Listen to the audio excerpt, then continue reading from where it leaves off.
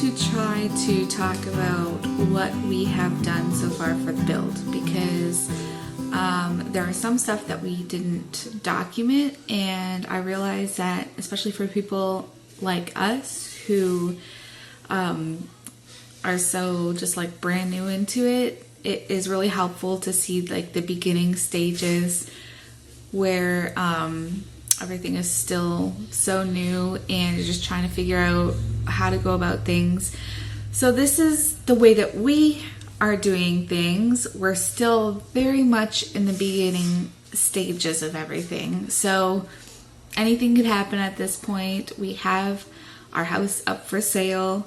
At the moment, it's possible that we will be closing by end of June, but we're not 100% sure yet. So, I mean, we could backtrack and not even end up building this summer. So we're just trying to take one step at a time while also organizing the next step. So it's like very much a juggling act and trying to figure things out with the home that we're in now, the place that we're going to be, what our temporary home is going to be.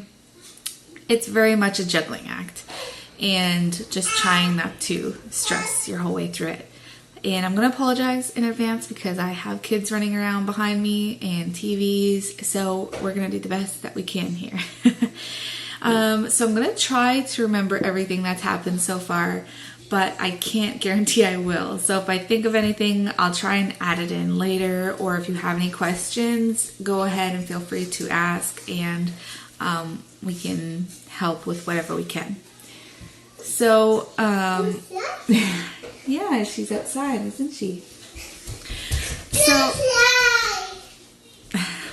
So, right now I'm sitting in our house that we currently own. Like I said, there's kids running around everywhere right now. We're sitting in our house that we currently own, and we're trying to sell. So when we were first thinking about building, we obviously were just looking for the right type of property for us. So that meant figuring out how much land we wanted and for what cost we could afford. And as I'm sure you know, the cost of land and housing is going up all the time. So we really wanted to get land, you know, before we were priced out of how much we could buy. So we were originally looking at a piece of property, but then we found out that we would not be able to, when we went to the city about getting a building permit, they actually told us that we wouldn't be able to get a building permit for that spot because so many people lately have been buying off-grid properties and then going back to the city and complaining that they can't get garbage pickup or road maintenance or all those sort of things. And it's like, well, because you bought a piece of property that's not maintained at all, it's off-grid, you're out deep in the woods, we can't pay money to have someone go all that way out there and do those things. It's like you kind of got what you paid for. So the city got so tired of dealing with that, they just pretty much said, okay, we're not issuing any building permits for certain types of property where it's not a certain type of road, like either a private road or a publicly maintained road. So the original piece of property that we thought we were going to get, we had to deviate from because of the fact that we wouldn't be able to get permits and stuff, which is important. Because we weren't looking to build a camp or anything like that. So we started looking for property within probably about 40 minutes of the city for, you know, obviously traveling to work and church and everything. And we wanted at least 5 acres under a certain price.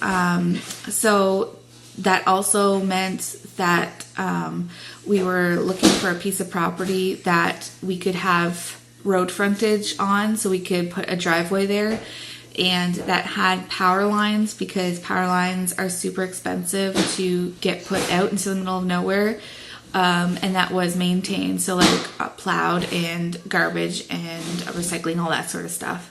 And then obviously where we could get permits for building and different things and putting septic and well.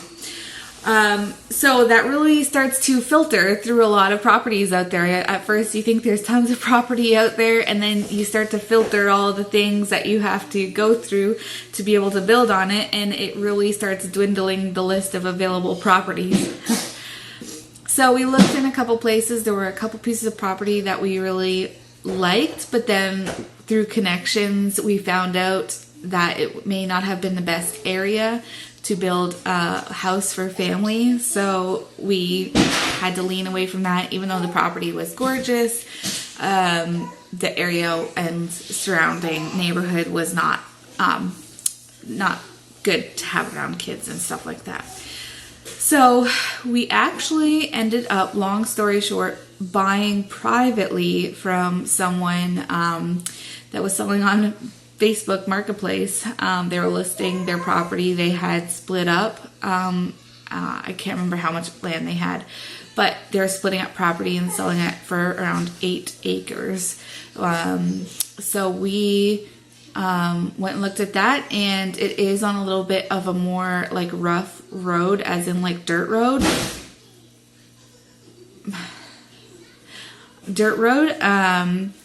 But it had power, and it gets plowed, and it gets garbage and recycling. The plots were being sold, 8 acres, so and thereabouts. It was nice and private. The person who was selling the property knew a lot of the buyers, so we kind of knew what type of neighborhood it was going to be. And it was within our budget, which was huge. We had never bought privately before without a realtor. It was, I guess, relatively easy considering it was just like land. It wasn't a house. Also passed some families that we knew up that way, so it's a little bit more in the country. But we know people up that way, so it was nice to know that we weren't far from friends. And yeah, it just had everything that we were looking for, so we're really excited about it. I'm just here in the background getting into things. Oh my word. I'm just gonna drink my coffee. So Tim did a ton of stuff, like planning stuff, so he gets a lot of credit for he's gonna get a lot of credit for the whole thing, to be honest. I told him I'll just make the biscuits because he knows what he's doing and I really do not, and what he doesn't know he figures out, and he's really good at figuring stuff out. So I guess the first few things that we started with was working. So we got the land with the lawyers. We worked out buying the land. We have a survey, all that sort of stuff. We made sure we could get the permits that we needed. So then here we are. We got our access permit submitted for being able to put a culvert and a driveway from the road into the property, because it's just land. So you have the road, a ditch, and then your property, but you need a way to get into your property. So we had that application sent off. Okay. And then we also had I think one of the first things too was contacting septic and well, because those two tend to get really booked up fast, especially this time of year. So we had someone from septic come out first, which I think was a really good idea, because he was able to see where the best place to put septic would be, and we based where we're putting the house on that fact. So had septic out there. He's doing the permits for putting the septic in, and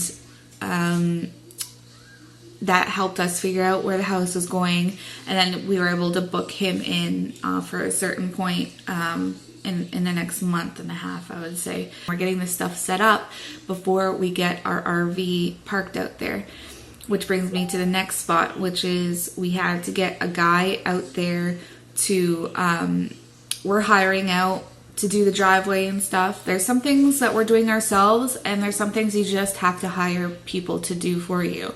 So right now, Tim is working on clearing the land with people that we know from church, friends that have offered to help. So that's a chainsaw and chainsaw pants and just sweat equity and clearing a bunch of trees. Because we could have machinery in there to do it, but then we're just going to have piles of ugly wood everywhere that we can't use for fire or anything like that. So we wanted some firewood. So they're just putting it in little piles, and then once the driveway person gets out there, he can use his excavator to move things as well. So I think we're about 60 meters back, 60 feet or 60 meters. I can't remember, 60 feet or 60 meters. I'm not sure, but we're a little bit back from the road so that we have privacy and trees and stuff. A guy out there to clear the driveway, put sandstone down, and gravel, and then, clear a spot for where the house is going on septic and well, and then a spot for where the RV is going, and then a spot so that we can put like supplies and stuff, like we still have a shipping container and all that sort of stuff.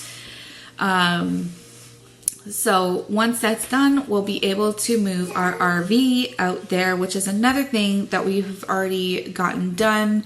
We got an RV, so that's parked outside here for now.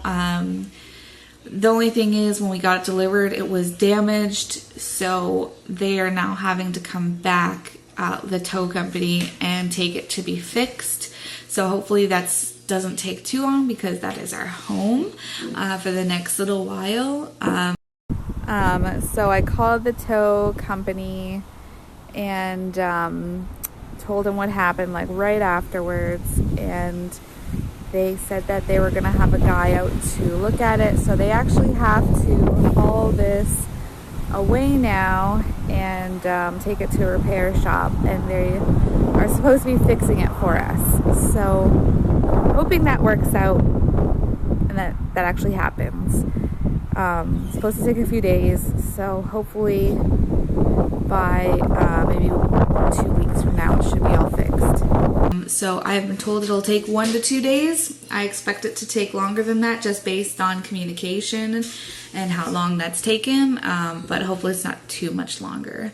So once we have the land cleared, we'll put the RV out there and we'll hook that straight up to our septic and well. And then we're thinking about power and how we're going to power everything. We are a good bit back from the road,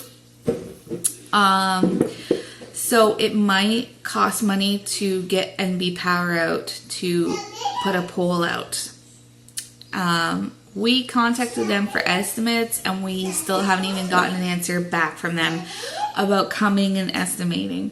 So it can take a long time with NB Power from what we're gathering. And we had a certain amount in our budget for NB Power. However, when we were talking to the person who sold us the land, we found out that they do everything solar and generator. So it kind of got us interested in solar and generator. Interested into that because she said if you were, if you were gonna spend that amount of money on NB Power, then just go solar, because you might as well. She said that at least you wouldn't have NB Power bills anymore, and also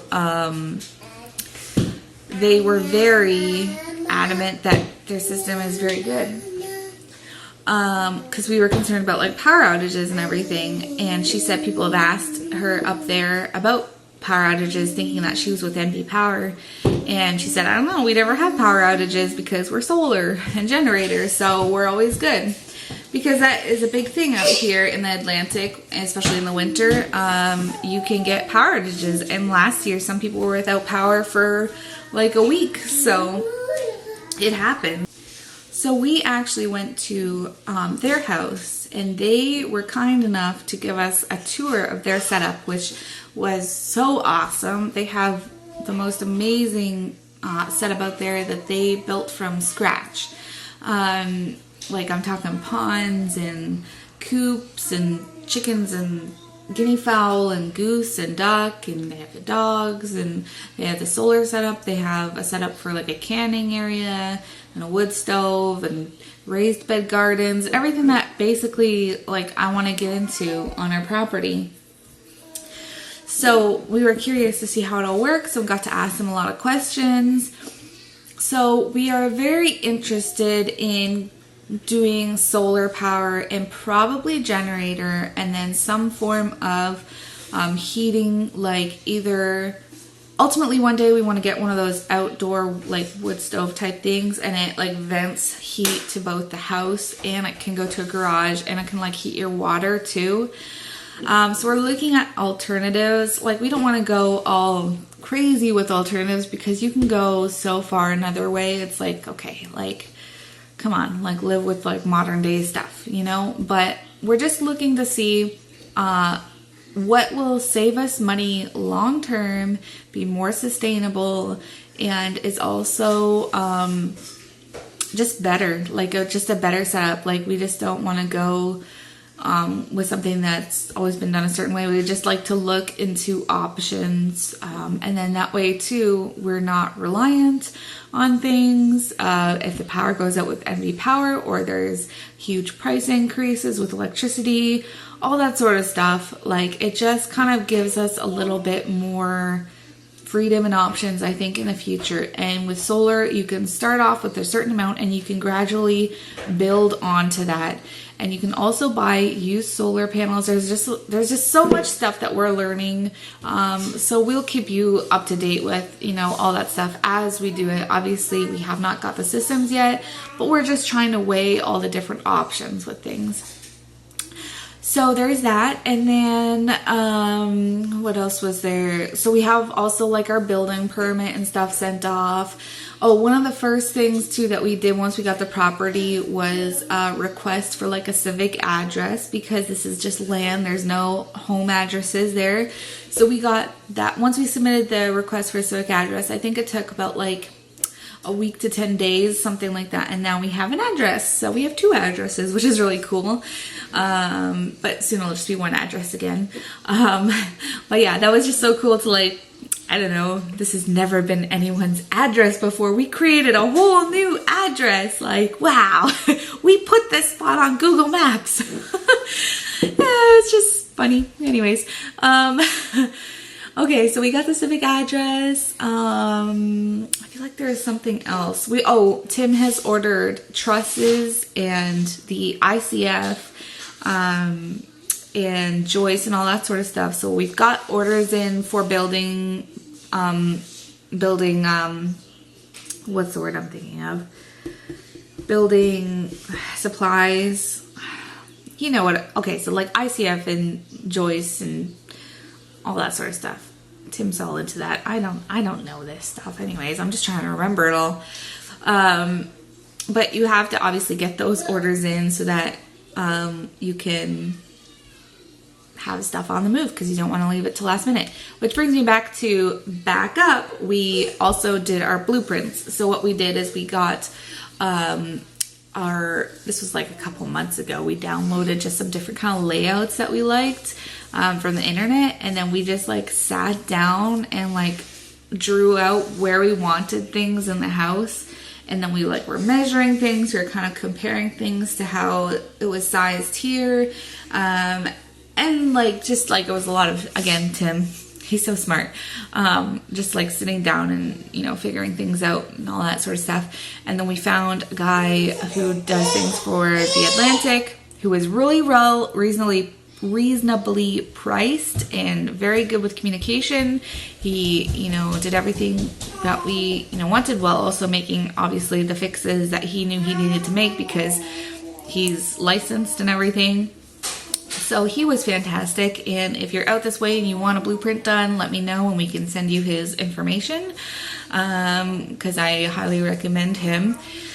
So that took, I think, like 1 or 2 weeks, based on like us just like, if he sent something and all, like we changed our mind or looked at it and we're like, no, maybe this would go here or something like that.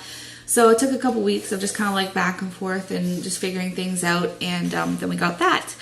So then that helped us to be able to know how much stuff to order, and yeah, just figure out how much of everything we needed. So yeah, and then obviously like there's the deposits and all that sort of stuff. Now, and then once the land is cleared enough, he'll be out there with his excavator and just clearing and making everything look nice. And then once that's done, we'll put the RV out there and we'll get the well and septic. And then it's selling the house that we're in now. So just trying to get that done, and then hopefully everything just falls into place. But if it doesn't, then it just wasn't meant to happen at this time, and we'll just figure it out. But yeah, in the meantime, that's kind of what's going on. I hope that you stick around for what's to come. Hopefully next time it's not as much talking, it's more me documenting things so that you can see it in action and in real time. But yeah, this will be my playlist for building the house, because I wanted just like a playlist of that in case like you didn't want to see all the stuff that's going on every day for us and you just wanted to see the house build. This is what we're doing, and maybe it'll help someone, maybe it won't, maybe it'll just be fun to look back on one day, or it'll be just nice for our family members who don't see this every day to know what's going on. So anyways, yeah, thanks for coming along, and I'll see you next time. That was really cheesy. Let's go drink my coffee. Oh, look at the mug they got from Dollarama. You can't read it, it's backwards. It says cabin life is the best life. Anyways, have a good day.